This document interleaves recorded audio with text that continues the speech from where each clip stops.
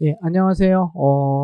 이번에 에커스에서 세무사 민법 총칙 입문 특강을 맡게 된 송민이라고 합니다. 만나서 반갑습니다. 어, 민법 총칙이 이제 선택 과목입니다만, 예, 여러분들이 아무래도 이제 세법이나 이런 거 공부하시다 보면은, 민법 총칙에 관련된, 이제 줄여서 이제 민총이라고 할 건데요. 이 민총에 관련된 내용이 조금 많이 중복이 될 겁니다. 그래서 비록 여러 다른 학생들이 이제 행정소송법을 이제 선택을 해서 좀 가고 있는 친구들이 좀 많기는 하지만 이 민총을 여러분들이 공부를 하시면은 분명히 세법에서는 플러스 알파가 더 될 거라고 생각을 하고 일단은 민총을 선택해 주신 여러분들한테는 제가 거의 90점 이상을 맞게끔 최대한 노력을 다 하겠습니다. 그리고 그러한 기본 강의가 들어가기 이전에 우리가 여기 있는 민총에 대해서 기본적인 개념, 어떻게 구성이 되어 있고 또 법률 용어는 어떻게 정의되고 이런 부분에 대해서 좀 간략하게 설명하는 시간이 되도록 하겠습니다. 자, 먼저 민법 일반인데요. 민법이 전체적인 구조를 좀 보시면 민법 총칙이 1조부터 184조까지 되어 있고요. 물권법은 185조부터 제 372조, 그 다음에 채권법은 373조, 766조까지 되어 있고 친족상속법이라고 해가지고 가족법이라고도 보통 칭합니다. 근데 그게 767조부터 1118조까지 구성이 되어 있습니다.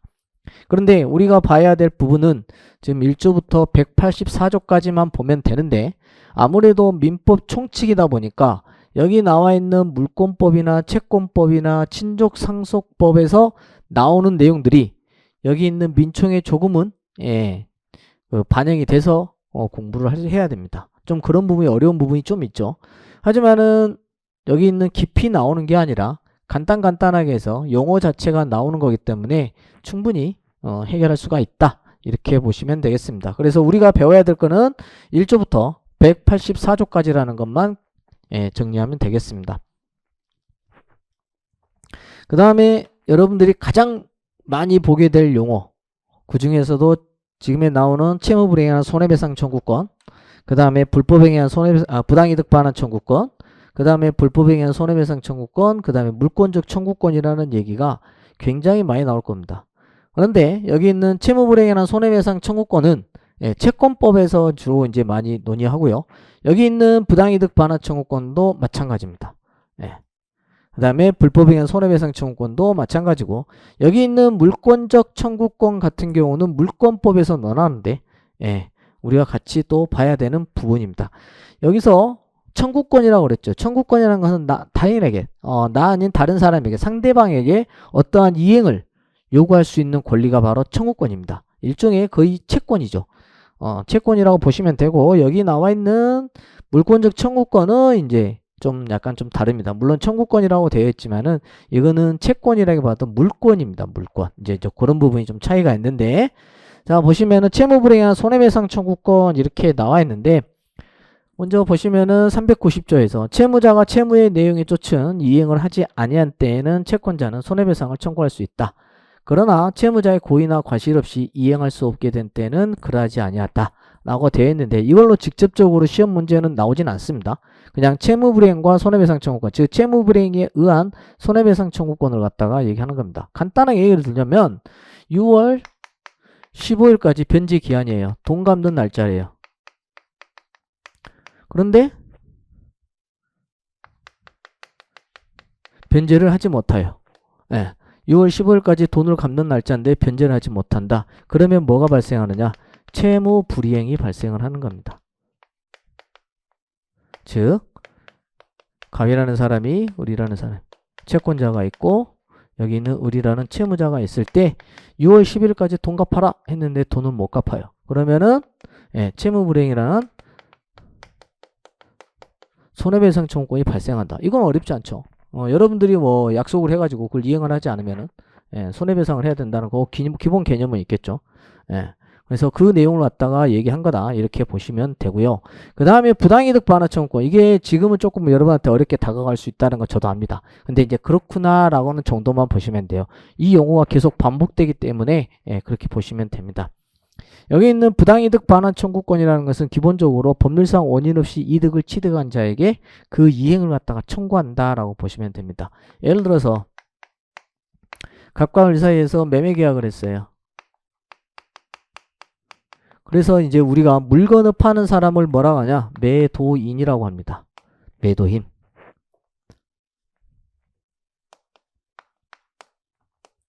그리고 물건을 사는 사람을 뭐라고 하느냐? 매수인 이렇게 합니다. 근데 어찌어찌하여 요 매매 계약이 부동산에 대해서 했다고 가정합시다. 그랬을 때 요 부동산에 매매 계약을 하게 되면은 을한테로 뭐가 들어가느냐? 소유권 이전 등기가 격려가 됩니다.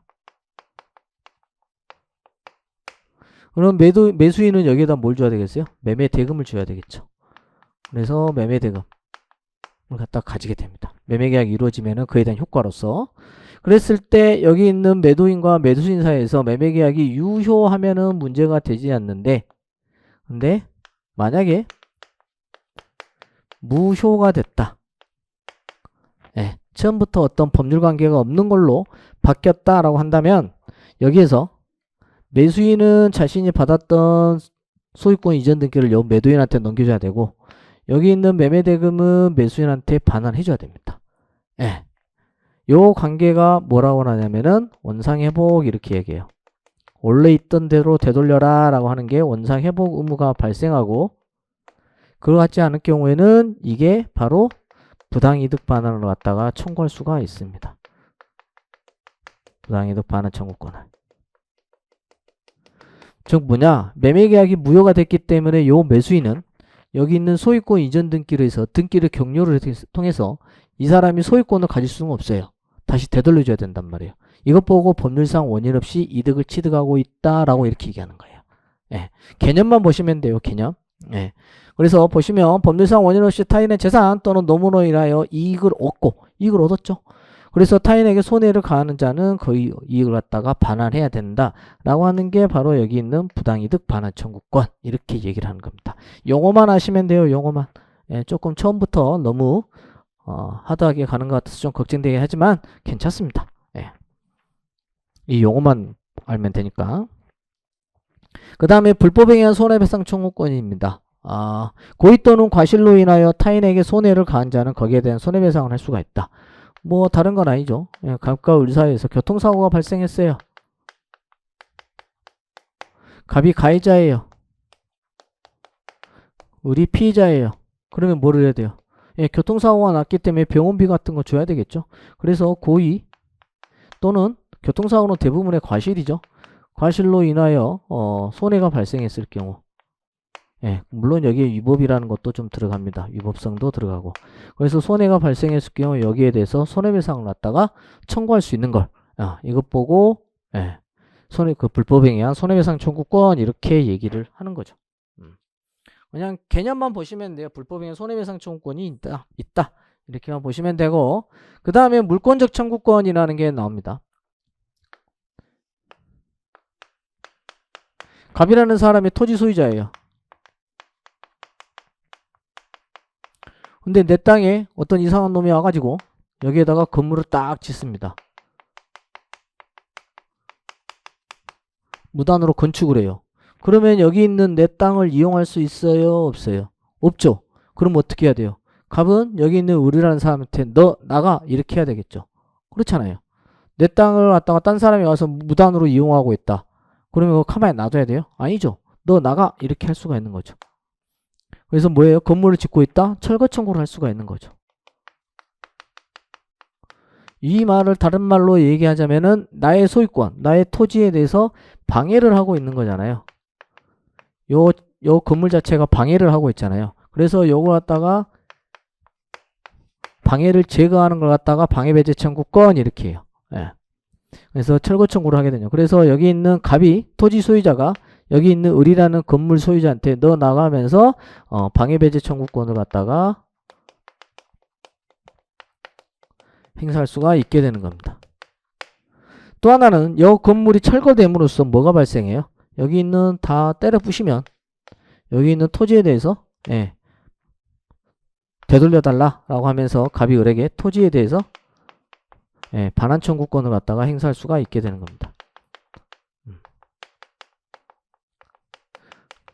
그래서 토지가 이제 누구 거예요? 갑 거죠. 그래서 소유권에 의한 반환 청구권. 그래서 토지 소유권에 의한 반환 청구권이 예, 여기 있는 213조에서 소유물에 의한 반환 청구권 요걸 의미하는 거고, 그 다음에 214조가 소유권에 의한 방해배제 청구권 요걸 얘기하는 겁니다. 그래서 먼저 213조에 있는 소유물 반환 청구권 간단하게 읽어보면, 소유자는 그 소유에 속한 물건을 점유한 자에 대해서 누가 점유했어요? 을이 점유했죠. 그래서 요 토지를 갖다가 반환해달라고 청구할 수가 있게 되는 겁니다. 그러나 점유자가 그 물건을 갖다가 점유할 권리가 있는 때에는 반환을 거부할 수 있다. 이게 뭐냐면 점유에 대한 권원이라는 걸 얘기를 합니다. 그래서 여기 있는 을이라는 사람이 여기에 대해서 지상권이라고, 이제 이건 물권적인 내용입니다. 또 토지에 대한 임대차를 가지고 있다.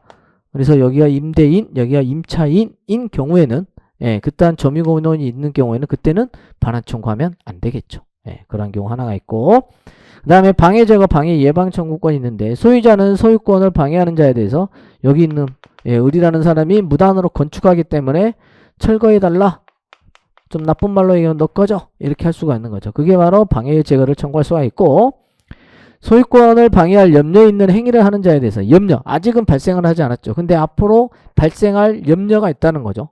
장래에.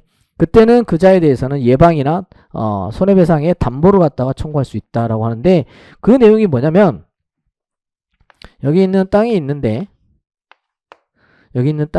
요 담벼락이 이렇게 무너질 위험이 있는 경우에 요 담벼락이 무너질 위험을 갖다가 예방을 해달라, 안 넘어지게끔 해달라, 또는 넘어지게 되면 거기에 대해서 손해를 갖다가 담보해달라 라고 요구할 수 있는 게 바로 예방 및 담보 청구권, 이렇게 보시면 됩니다. 그런데 지금 제가 조금 이렇게 처음부터 조금 이렇게 좀 강하게 나가겠는데, 그냥 요 개념만 알면 돼요. 개념만. 예, 너무 그렇게 생각하지 마시고. 그래서 이 용어가 이제 계속 반복되기 때문에 그렇습니다. 처음에 너무 어려운 것만 해서 좀 죄송합니다만 괜찮습니다. 자, 그 다음에 예, 이번에 민법 조문 형식을 좀 보겠습니다. 우리가 앞에서 민총에서 184조까지 배운다고 했잖아요. 거기에 관련된 법 조문이 어떠한 형태로 구성이 되어 있는가를 보는 겁니다. 그래서 먼저 보시면은 제5조 미성년자의 능력, 요거는 이제 나중에 굉장히 중요한 조문이니까 이거는 좀 외워두시면 좋겠습니다. 지금은 이제 뭐 편하게 보시고요. 1항을 보시면은 미성년자가 법률행위를 하면서는 법정 대리인의 동의를 얻어야 된다. 예.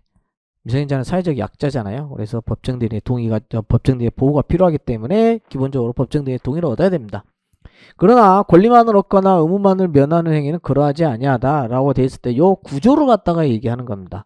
그래서 나눠가지고 미성년자가 법률행위를 하면은 법정 대리인의 동의를 얻어야 된다. 이게 본문이고, 그러나라고 돼 있죠. 그러나. 그래서 단서조항 같은 경우 권리만을 얻거나 의무만을 면하는 행위는 그러하지 아니하다라고 돼 있잖아요. 그래서 이 부분이 뭐냐면 단서가 되면서 여기하고 여기 있는 본문과는 조금 다른 내용이 들어가게 됩니다. 그래서 기본적으로 법정 대리인의 동의가 있어야지만은 미성년자가 권리만을 얻거나 의무만을 면하는 경우에는 그러하지 아니하다라고 통해서 법정 대리인의 동의가 필요 없다는 걸 얘기하는 겁니다.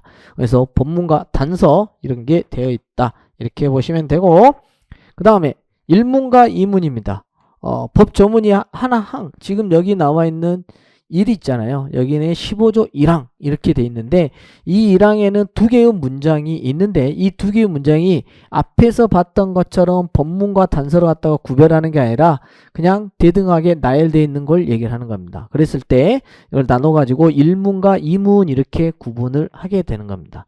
그래서 제한능력자의 상대방은 제한능력자가 능력자가 된 후에 그에게 1개월 이상 기간을 정해서 취소할 수 있는 행위를 갖다가 추인할 것인지 여부를 갖다 확답을 촉구할 수가 있다.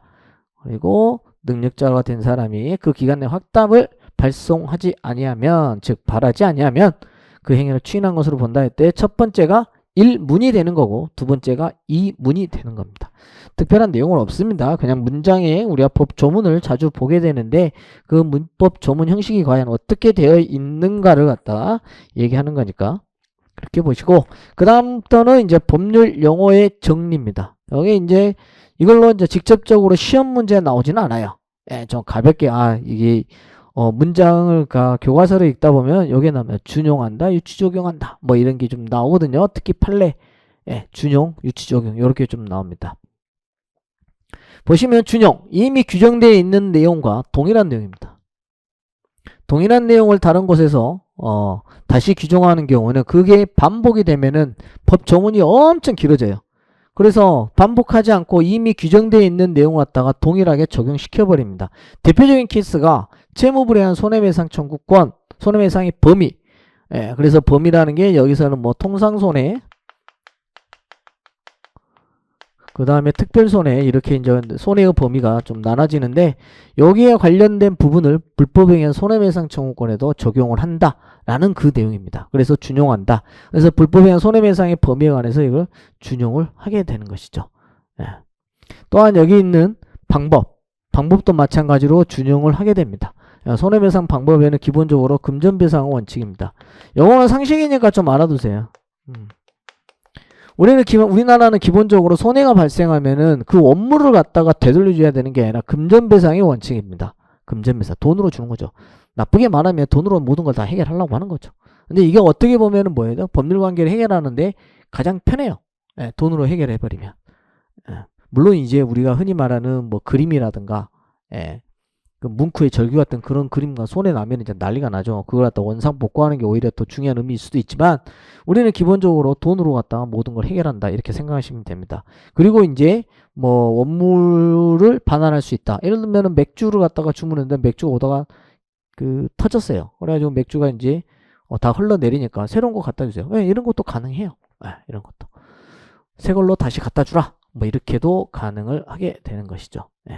그래서 여기 있는 채무불이행에 관한 손해배상 책임이라든가 손해배상 범위라든가 거기에 대한 방법을 불법행위에서도 그대로 준용을 하고 있다. 그래서 이 용어 준용 이미 있던 걸 갖다 똑같이 하게 되면은 반복돼서 법 조문이 늘어나기 때문에 이걸 갖다 같이 준용한 기존에 있던 걸 갖다 쓴다 이렇게 생각하시면 돼요. 그 다음에 유치적용입니다. 유치적용. 유치적용이나 어느 사례에 적용할 명문의 규정이 없어요.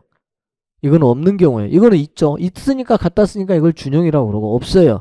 근데 그와 유사한 사례에 대해서 규정을 갖다가 적용하는 거 일종의 이제 법률행위 해석 방법에서 이제 유치 적용을 하게 됩니다. 해석 방법 뭐 자연적 해석 뭐 이런 것도 있는데 일단 그냥 유치 적용한다고 보시면 됩니다. 해석하는 거.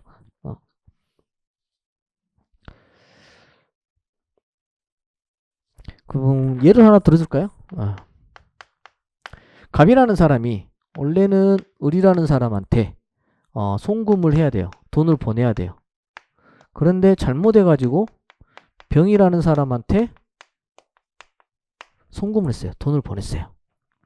이것 보고 뭐라고 하냐면은 차고송금 이렇게 이야기해요. 차고송금. 우리가 앞에서 부당이득 반환 청구권이라는 거 배웠죠. 부당이득 반환 청구권. 그래서 좀 넘어가서 보시면 여기 이제 부당이득 반환 청구권 있죠. 범죄상 원인 없이 타인의 재산 또는 노무로 인하여 이익을 얻고 이로 인하여 타인에게 손해를 가한 자는 그 이익을 갖다가 반환해야 된다. 그렇게 돼 있죠. 그럴 때 보시면 여기 있는 병이라는 사람 원래 여기 있는 돈을 받아야 될 사람이에요? 아니죠. 이 사람 뭐예요? 법률상 원인 없이 이득을 취하고 있죠. 따라서 갑이 여기에다가 뭘 할 수 있느냐? 우리가 앞에서 봤던 부당이득 반환 청구권을 갖다가 행사할 수 있습니다.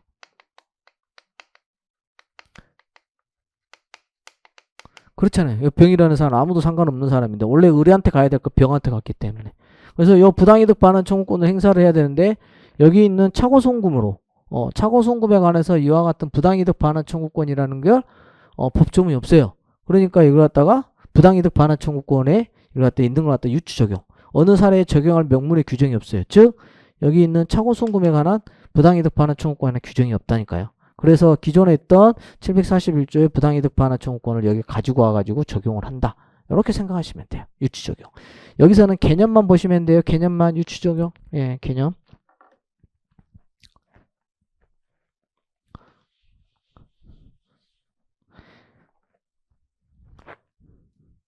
그 다음에 추정과 간주라는 조문이 나옵니다. 이거는 기본적으로 추정이냐 간주냐는 가끔 나올 수도 있습니다. 시험에.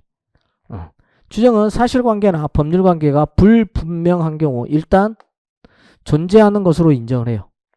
그리고 그 법률 효과가 발생을 해버립니다. 그래서 그 실제와 다른 증거가 제출되면은 법 적용이 배제된다라고 하고 있는데, 여기 있는 기한이 좀 나왔는데, 요거는 기한보다도 여기 요걸 좀 기억을 하세요. 실종 선고하고 동시 사망. 그래서 비행기가 날아가다가 이렇게 퉁 하고 추락을 하게 되면은 그때 누가 먼저 돌아가셨는지에 대해서는 알 수가 없어요. 그렇잖아요. 그러니까 어떤 사고가 발생을 했을 때 돌아가신 걸로 동시 사망한 것으로 요거는 뭐가 되냐면 추정이 돼요. 추정. 그래서 만약에 그러니까 이 문제가 왜 발생하냐면 같이 이렇게 여행을 가다가 이제 비행기가 추락한 경우라든지 그 다음에 선박에 침몰한다든지 이때 누가 먼저 죽었는지에 대해 선우를 알 수가 없어요. 이게 이제 왜 문제가 되냐면 상속에 관련된 문제가 됩니다. 여기 있는 동시 사망한 자들에 대해서는 상속이 서로 간에 이루어지지가 않아요. 네, 그거는 논외로 하고. 자, 그래서 여기 있는 동시 사망이 됐을 때는 추정을 하게 됩니다. 그런데 핸드폰을 보니 이 사람보다 더 먼저 살아갔다. 예를 들면 문자 메시지라든가 기타 다른 걸로 인해서 더 늦게 사망했다라는 게 어떻게 드러나게 된다면, 예를 들어서 그때는 이 추정이 깨지게 됩니다. 그래서 만약에 실제와 다른 증거, 한마디로 얘기해서 더 오버해서 이야기를 하자면 같이 죽은 줄 알았는데 극적으로 살아난 경우도 있을 거 아니에요, 나중에. 그래서 처음에는 동시사망을 추정했다가 그 사람이 짠하고 살아 나타날 수도 있잖아요. 그랬을 때 이 추정은 깨져버립니다. 이거 보고 뭐라고 하냐면 번복된다 이렇게 얘기해요. 그러니까 죽은 줄만 알았던, 같이 죽은 줄만 알았던 사람이 자기가 살아가지고 나타났을 경우에 여기 있는 동시사망이라는 추정이 깨져버리는 거죠. 그걸 번복한다라고 얘기해요. 그런데 이 실종선고는 좀 다릅니다. 이게 이제 간주조항인데, 보시면 법률로 사실과 다르다 하더라도 필요에 의해서 규정한 것. 그래서 반대 증거가 제출되더라도 간주의 효과 번복이 안 됩니다. 그래서 실종 선고가 이루어졌을 때 이거는 간주라고 하는데, 만약에 실종과 다른 증거, 즉 살아서 돌아왔더라도 요 실종 선고가 취소가 안 됩니다. 이거는 간주도 굉장히 강해요. 그럼 이걸 어떻게 없애야 되느냐? 다른 법률 절차를 해야 돼요. 한마디로 얘기하자면 요 실종 선고를 갖다가 취소를 해야만 이 사람이 살아있는 걸로 돼요. 근데 여기 있는 동시사망 같은 경우 짠 하고 나타나면 그냥 번복이 되는 거예요. 그게 가장 큰 차이점입니다. 그래서 실종 선고 같은 경우 민법 뭐뭐로 본다라고 규정이 있는데, 실종 선고, 그 다음에 실종 선고 취소도 마찬가지고 이와 같이로 되겠습니다. 그래서 가로 있는 거 보시면은 반대 증거가 제출되더라도 간주의 효과가 번복이 불가되고 간주의 근거가 되는 것을 제거해야만, 실종 선고를 제거해야만 이 사람이 다시 살아온 걸로 이제 바뀌게 되는 것이죠. 이제 그 내용을 갖다가 얘기를 하는 겁니다. 그래서 추정과 간주 규정, 특히 이 간주 규정은 실종 선고에서 굉장히 중요한 역할을 하게 됩니다.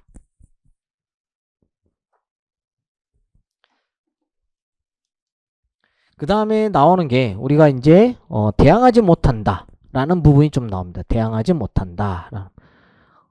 가장 많이 나오는 게 선의 제3자에게 대항하지 못한다 라는 점.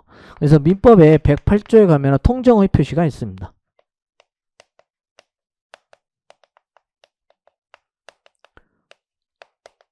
통정의 표시가 있는데, 갑과 을이, 여기 있는 A라는 채권자가 있습니다. 얘는 갑이라는 사람이 이 부동산을 갖고 있는데 채무자예요. 근데 여기 있는 채무자한테 강제 집행이 들어올 것 같습니다. 참고로 여러분들이 이제 법을 조금씩 공부를 하시게 될 건데, 법은 지키라고 있는 게 아니라 이용하라고 있는 겁니다. 그 대명제는 좀 기억을 해주시면 여러분들 실생활에 좀 도움이 될 걸로 생각이 됩니다. 그래서 법을 가르치는 사람이 법을 준수해야 된다. 준수하는 거는 맞지만은 그걸 잘 이용을 하시는 게 여러분들의 삶에 있어서는 보다 윤택한 생활이 될 수도 있습니다. 예를 들어서 강제집행이 들어올 때 여기 있는 채무자 그대로 가만히 있어서 내 소유물, 내 물건에 대해서 강제집행 당할 때까지 가만히 있으면 그건 바보예요. 죄송합니다만 이 채무자는 자기 재산을 갖다가 뒤로 빼돌려야 됩니다. 따라서 후위를 도모를 해야 되겠죠. 그걸로 재산 그 어떤 시드머니를 마련해 가지고 다시 이렇게 일어설 수 있는 기회를 마련해야죠. 이걸 해야 된다는 거예요. 그래서 이 채무자가 채권자가 강제집행을 들어올 것 같으니까 이걸 뒤로 빼돌립니다. 뭘로? 친구로서. 친구한테 통정, 허위 표시로서 야, 나 지금 조만간에 내 재산 뺏길 것 같으니까 네 이름으로 좀 걸어놓자 라고 하면서 매매를 합니다. 매매. 그래서 이렇게 넘기는 거예요. 이렇게 넘겨놓는단 말이에요. 그러면은 이 사람이 이제 강제집행 들어갈 때 소유자가 변동이 되면 여기 있는 채권자가 여기 있는 병한테 이울한테 자신이 채권자라고 주장할 수 있느냐? 채권자로서 여기 목적물 가져갈 수 있는 못 갖고 가요. 소유권자는 이 을이기 때문에. 그러면은 여기 있는 만약에 강제집행이 들어온다 하면은 이건 내 건데 네가 왜 들어와? 라고 하면서 제3자 이의서로 갖다가 제기할 수가 있습니다. 이제 그건 논외로 하고 이와 같은 매매가 이루어졌는데 여기 있는 통정허위 표시는 뭐가 되느냐? 무효입니다. 무효. 한마디로 여기 있는 갑과 을 사이에 둘이 서로 짜고 쳐. 뭐 고스톱 얘기할게요. 서로 이제 짜고 치는 고스톱이라 생각하고 있을 경우 요걸 갖다가 108조에서는 무효라고 하고 있습니다. 108조 1항에서. 그런데 기본적으로 매매를 하니까 여 을이라는 사람이 견물생심이라고 아무리 갑의 친근한 친구이라고 하더라도 나한테 등기가 이루어지면 가만히 놔두겠어요? 요 처분에서 내가 그 재산을 가져가는 걸 가려고 하는 거죠. 그래서 여기 있는 제3자한테 매매를 해버립니다. 그래서 순서가 1번, 2번. 그래서 여기 있는 제3자가 소유권을 취득합니다. 더군다나 이 사람이 선의인 경우에는, 선의의 제3자인 경우에는 이 사람은 어떻게 되느냐? 보호가 됩니다. 보호가 된다. 그래서 여기 있는 갑이 여기 있는 매매가 무효라는 걸 바탕으로 해서 야 이건 무효니까 이거 나한테 와야 돼. 너 내놔. 이렇게 하지는 못해요. 그래서 여기 있는 제3자한테 대항하지 못한다 라고 하는 게 이 표현입니다. 선의의 제3자한테 대항하지 못한다라는 거죠. 그래서 여기 있는 병이라는 사람은 완전한 소유권을 갖다가 취득을 하게 되는 거죠. 그래서 여기 있는 갑이라는 사람이 원래 자기 거지만 제3자한테 병이라는 사람한테 소유권 이전 등기가 격려된 경우에 선의의 제3자인 경우에는 여기 있는 통정의 표시가 무효라는 이유로 내놔 이런 얘기를 못한다는 거죠. 그게 뭐냐면 대항하지 못한다라는 겁니다. 그래서 당사자 간에 발생한 법률 관계를 다른 사람에게 그 효과를 주장하지 못한다라는 거죠. 이 효과를 무효로 갖다가 주장하지 못한다. 그 다음에 나와 있는 게 선의하고 악의가 나옵니다. 여기서 선이라는 것은 지금 여기 있는 통정허위 표시라는 요 사실을 모르는 거예요. 반대로 악이라는 것은 아는 것입니다. 우리가 선의 악의 하면은 이게 착한 사람 나쁜 사람 요거 의미하는 거 아니에요. 여기 있는 사정, 여기 있는 통정허위 표시라는 이러한 사정을 알고 있느냐 모르고 있느냐. 모르고 거래를 한 사람 갖다 뭐 하겠어요? 보호를 해줘야 되겠죠. 그래서 선의의 제3자를 갖다가 보호한다. 여기에 있는 108조 2항에 관련된 내용입니다. 나아가서 요 악이라는 것은 이러한 사실을 알면서 둘이 쿵짝 해가지고 빼돌리는 거죠. 그렇게 될 경우에 여기 병을 갖다 보호해줘야 되겠어요? 에이 보호하면 안 되죠. 이놈도 나쁜 놈인데. 어찌됐든 선의하고 악이라는 의미가 그렇다라는 거 좀 정리를 하시면 좋겠습니다. 자, 그 다음에 압류, 가압류, 가처분이라는 내용이 나옵니다. 이 내용은 용어만 정확하게 알고 계시면 됩니다. 뭐라는 정도만 알고 계시면 돼요. 이게 압류, 가압류, 가처분이라는 내용은 주로 이제 집행법에서 논하거든요. 압류라는 건 여러분이 간단하게 생각했을 때 빨간 딱지 생각하시면 돼요. 압류하고 가압류. 여기 있는 압류가 나오고 여기 가압류가 나왔을 때 요 차이점 좀 이따 설명을 드리겠지만 요 가짜가 임시 가짜입니다. 먼저 압류를 보시면은 금전 채권에 대한 강제 집행의 1단계로서 집행기관이 채무자의 재산을 확보하고 채무자의 처분권을 제한하는 강제행위라는 겁니다. 갑이라는 사람이 채권자고 우리라는 사람이 채무자예요. 여기서 금전 채무가 있다. 금전 채권을 갑이 가지고 있다 라고 합시다. 그러면 우리가 앞에 봤던 것처럼 재산을 갖다 빼돌릴 염려가 있기 때문에 여기에다가 압류를 하게 되는 거죠. 근데 이 압류는 뭐냐면은 경매 개시 결정 이렇게 얘기해요.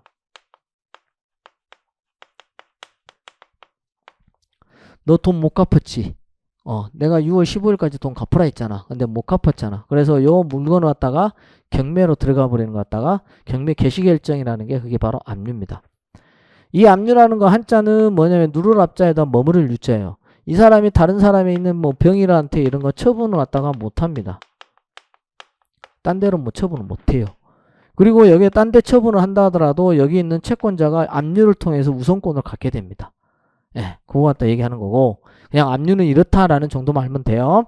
그 다음에 가압류 같은 경우는 뭐 임시가짜라고 썼죠. 임시가짜. 그래서 임시로 압류를 하는 거예요. 문제는 뭐냐면은 요 압류가 될 때는 채무 명의를 얻어야 돼요. 경매가 되려면은 이 사람 채무자 권한을 갖다가 판결이 있어야 돼요. 결정이 있어야 돼. 결정이. 근데 그냥 단순하게 여기는 금전채권이 있다만으로 바로 되는 게 아니고 재판을 거쳐야 돼. 재판을. 예. 그러니까 여기 있는 압류 개시멸정 여기 있는 경매 개시 압류를 갖다가 할 수 있는 그 명령을 받아야 돼요. 압류.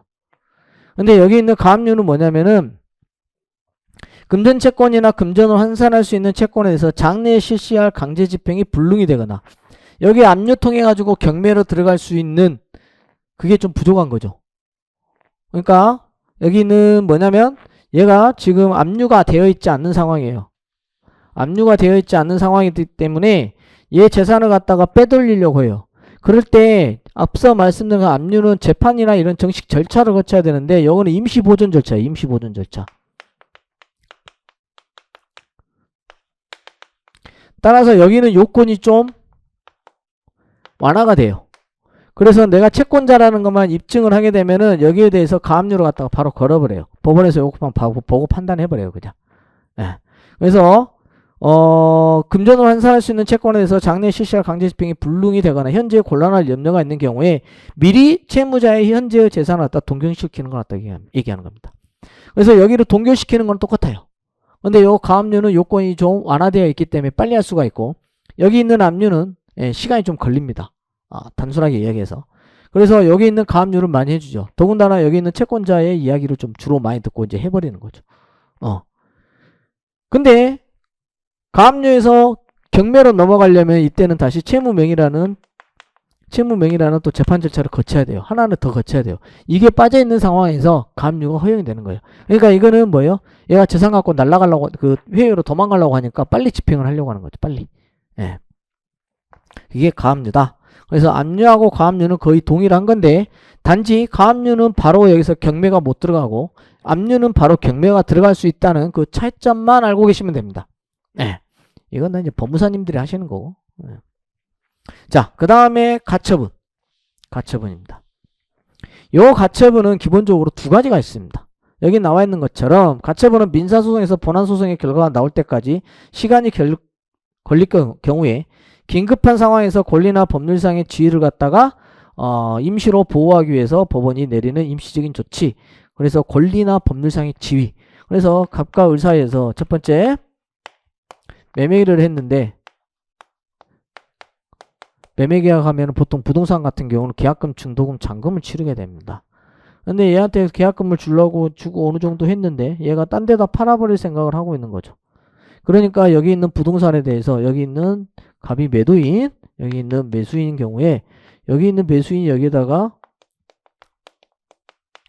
처분금지 가처분, 이거 나한테 팔게끔 어느 정도 계약이 성숙됐을 때 또는 이 사람이 뭐 채무자일 때 예, 여기서 처분금지 가처분을 해가지고 이걸 갖다 딴 데다 못 팔게끔 막아버리는 겁니다. 그거 보고 처분금지 가처분 이렇게 되어 있습니다. 이게 이제 그 본안소송에 나올 때까지, 그러니까 뭐냐면은 요 부동산이 지금 현재 누구의 건지 잘 알 수가 없을 때 자기 거라고 주장을 하면서 요 부동산에 대해서 처분하지 마 라고 하면서 처분금지 가처분 신청을 내는 거예요. 그 다음에 나와 있는 게 법률상의 지위를 갖다가 임시로 보호하기 위하여 나와 있다고 그랬죠. 우리가 나중에 이제 법인을 좀 배우게 됩니다. 우리나라는 대표기관, 한마디로 얘기하자면은 대표이사 이렇게 생각하시면 됩니다. 그런데 요 각 법인하고 있을 때 여기 있는 을을 선임을 할 때 대표이사를 갖다가 선임할 때 여기 있는 선임 결정에 하자가 발생을 했어요. 그러니까 이 사람이 어떻게 보면은 뭐 여기 있는 대표이사가 될 만한 그런 사람이 아니었는데 하자가 발생한 거예요. 그러나 여기는 임기가 있기 때문에 쉽게 자르지는 못합니다. 또한 자르게 된다고 하더라도 위임이라는 규정이 준용되기 때문에 손해를 배상을 해야 돼요. 근데 여기 있는 대표이사가 어찌됐든 간에 하자가 있는 사람이 계속적으로 여기 있는 법인이 활동을 해야 될 활동을 하는 것에 대해서 계속적으로 요 대표이사가 어떤 법률 행위를 한다, 매매를 한다, 계약을 한다, 뭐 이와 같은 행위를 할 경우에 여기 있는 각 법인에게는 손해가 발생할 수가 있습니다. 요 대표기관은 대리인으로서 여기 있는 변과 상대방이 어떤 거래를 했을 경우 법률 효과는 각 법인에게 귀속을 하기 때문에 얘가 다 책임을 져야 돼요. 그러니까 얘가 불안한 거죠. 따라서 이와 같은 경우 어떻게 하느냐? 야, 너 아무것도 하지 마. 대표이사, 너 당분간 아무것도 하지 마. 그래서 업무 또는 직무에 대해서 너 집행을 갖다 하는 거 집행정지 가처분 신청을 냅니다. 너 아무것도 하지 마. 너가 계속 하면 할수록 우리 회사에는 손해야. 그래서 요 업무 집행정지 가처분 신청을 내가지고 얘를 아무것도 못하게 막아버립니다. 그러면 그게 이제 가처분이다 라고 이렇게만 보시면 돼요. 그런데 요 법인은 대표기관, 여기 있는 대리인, 여기 있는 대표이사가 어떤 행위를 해야만이 여기 있는 법인이 돌아가게 되는데, 그러면은 이 대표기관은 아무것도 하지 말라고 하면은 가만히 있어라 이렇게 해버리면 법인이 안 돌아가요. 따라서 여기 있는 업무 집행정지 가처분 신청을 해가지고 딱 못하게 막아놓고, 더군다나 더 나아가서는 여기 있는 직무 대행자를 갖다가 선임을 하게 됩니다. 이거는 우리가 나중에 할 건데 여기 있는 가처분이라는 것만 개념만 보시면 돼요.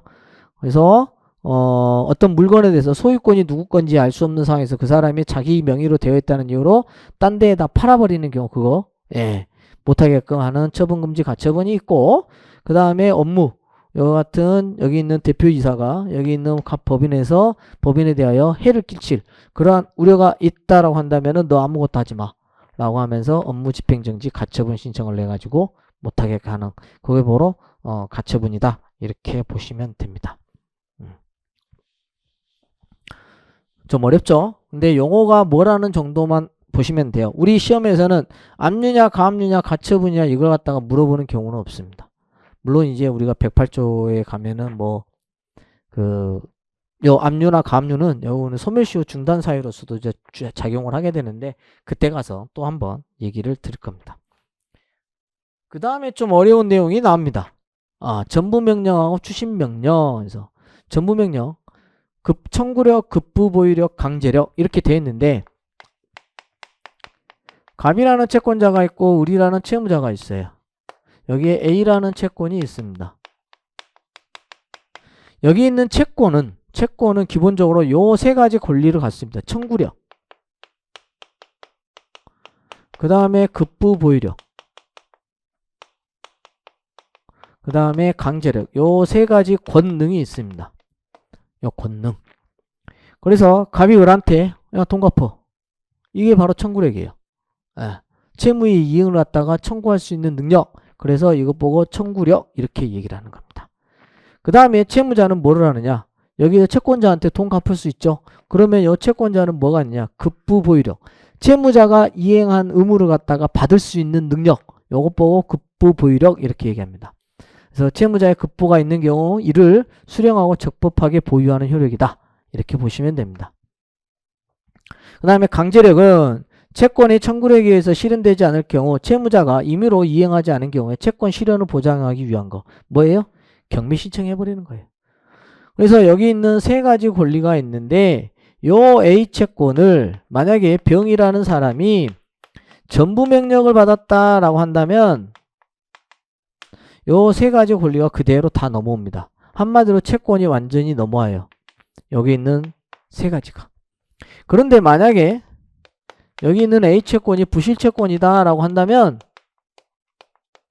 거기에 대한 책임은 얘가 다 집니다. 그게 바로 전부 명령이에요. 네, 그게 전부 명령. 그래서 보시면 채무자가 제3채무자에 대해서 채무자가 제3채무자에 가지는 압류한 금전채권을 갖다가 압류채권자에게 이전시키는 집행법원의 결정. 그래서 채무자 채권자인데 여기가 채권자고 여기가 채무자가 되고 여기 있는 채무자가 뭐가 되냐면 제3채무자 이렇게 되는 겁니다.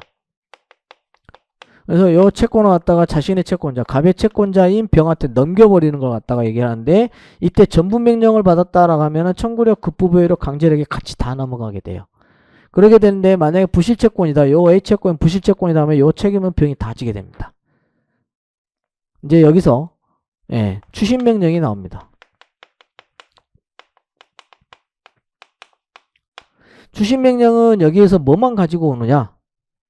이것만 가지고 옵니다. 청구력만 가져와요. 그래서 여기 있는 병이 여기 있는 추심 명령을 받게 되면은 뭐예요? 갑이 행사해야 돼. 너 돈 갚어. 이 이야기를 얘가 직접 하게 되는 거예요. 얘가. 다시 여기 있는 채권자가 채무자한테 돈 갚어 이야기를 누가 할 수 있다? 여기 있는 병이 할 수 있다. 전부 명령을 받아도 상관없습니다. 추심 명령을 받아도 상관없습니다. 그런데 문제는 뭐냐?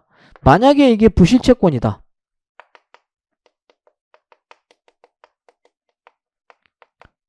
요 채권이 부실채권이라면 병은 갑한테 청구할 수가 있습니다. 야, 너가 나한테 넘겨준 채권이 부실해. 부실채권이야. 그래서 내 채권을 만족 얻을 수가 없어. 안 되겠다. 네가 다시 나한테 갚아야 되겠다. 라고 하는 게 바로 여기 있는 추심명령의 장점입니다. 요 차이가 있죠. 그래서 만약에 여기 있는 A 채권이 전부 명령 받아 부실채권일 때 여기 있는 병은 갑한테 청구를 못해요. 채권이 완전히 넘어가 버렸기 때문에. 근데 여기 있는 추심명령만 받았을 경우에는 이때는 청구가 가능하다는 게 그 차이가 있습니다. 근데 우리 시험에는 전부명령이라는 게 뭐고 추심명령이라는 뭐고 이거에 대해서 물어보는 내용은 안 나옵니다. 안 나와요. 근데 우리가 판례를 보다 보면 전부명령, 추심명령 요 문구가 나옵니다. 아 그렇구나 라고 정도만 보시면 됩니다. 채무자가 제3채무자에 대해 가지고 있는 채권을 뒤에 절차 없이 채무자에게 가름하여 직접 돈 갚어 이렇게 할 수가 있는 거죠. 그걸 갖다 얘기하는 거다 이렇게 보시면 됩니다.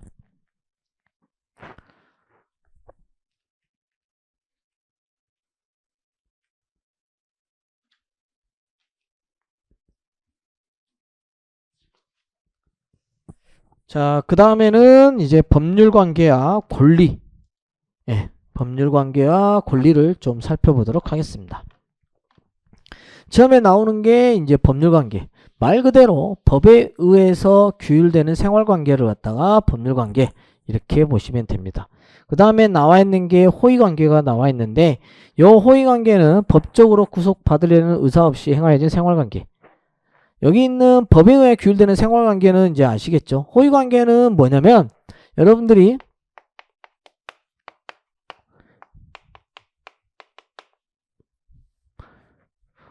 갑이라는 사람이 예를 들어서 분당에 살아요. 분당에 사는데 친구가 분당에 사는데 학원을 들으러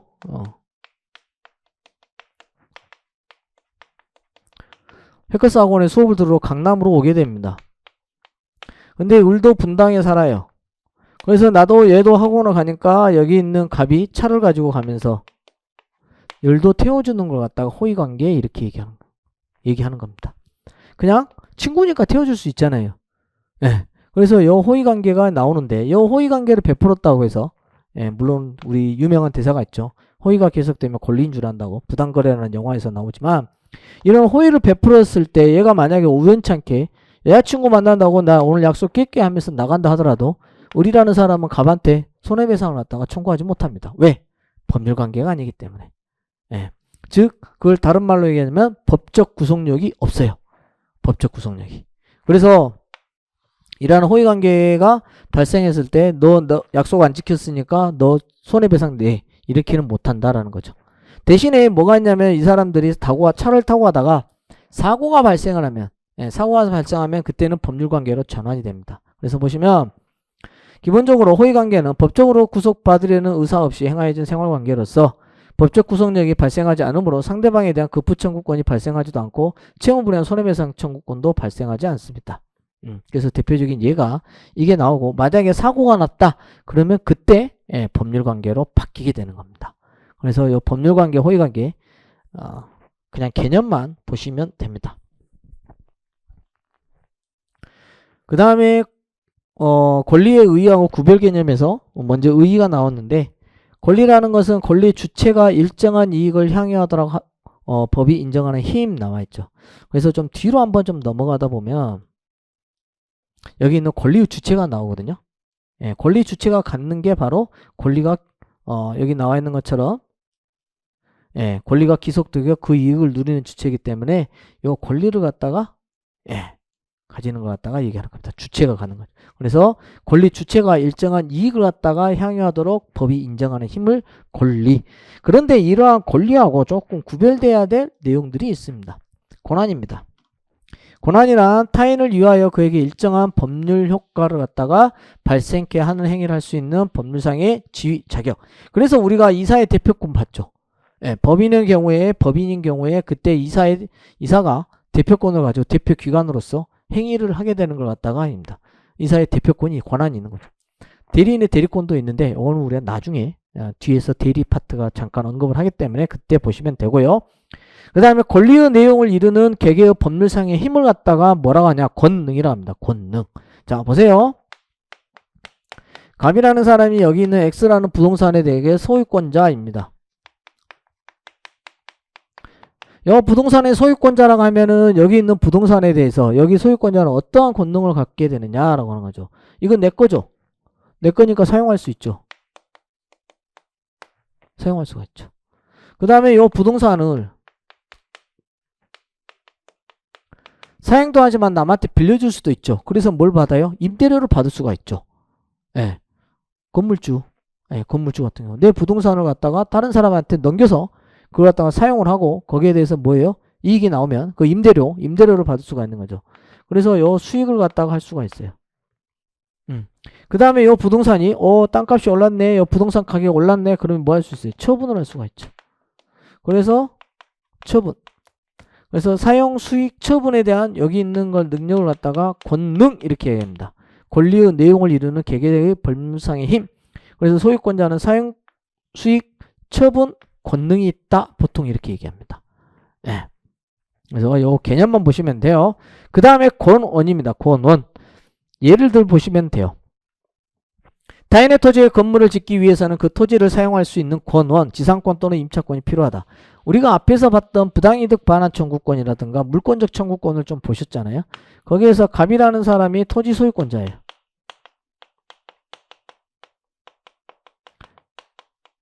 그런데 을이라는 사람이 건물을 신축을 합니다.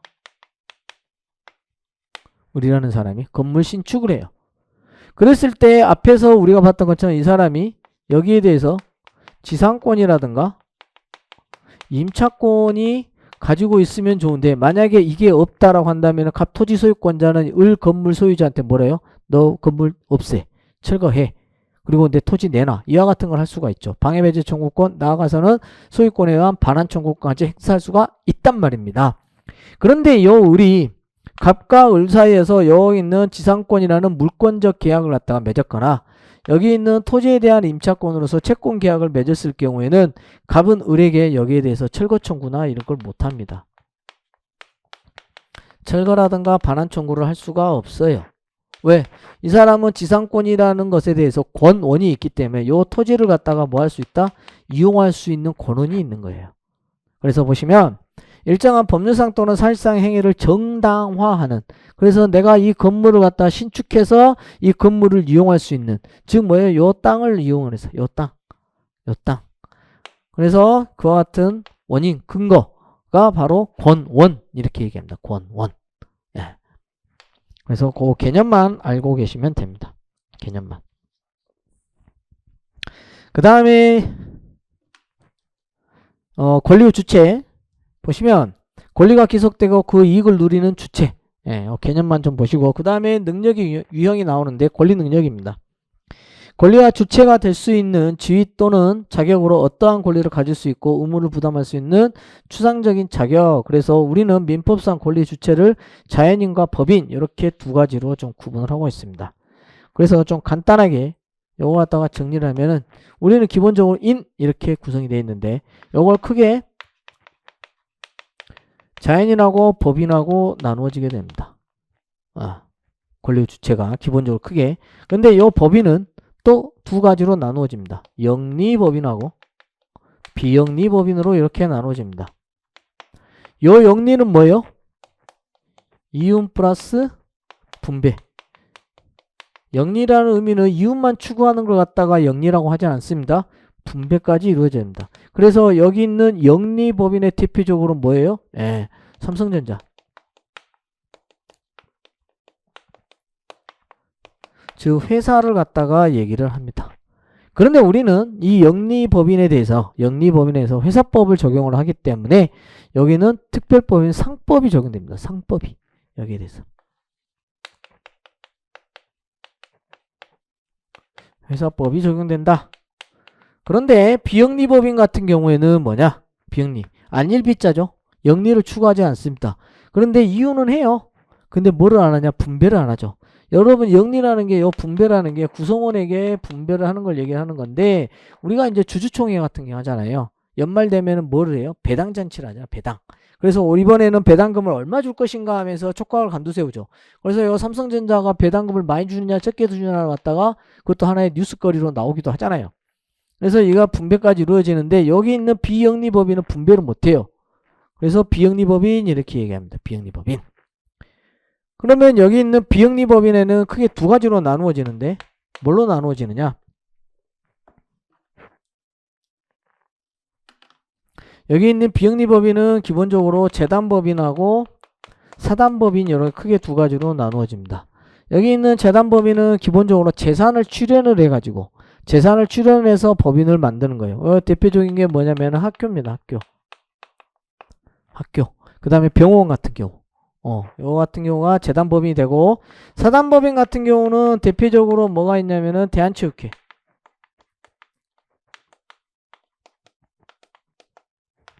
그래서 여기 있는 재단법인 같은 경우에는 재산이 중요하고 여기는 사원이 중요합니다. 사원. 여러 명이 모여가지고 여기 있는 대한체육회 같은 경우는 체육인들이 모여가지고 하는 거잖아요. 그죠? 예.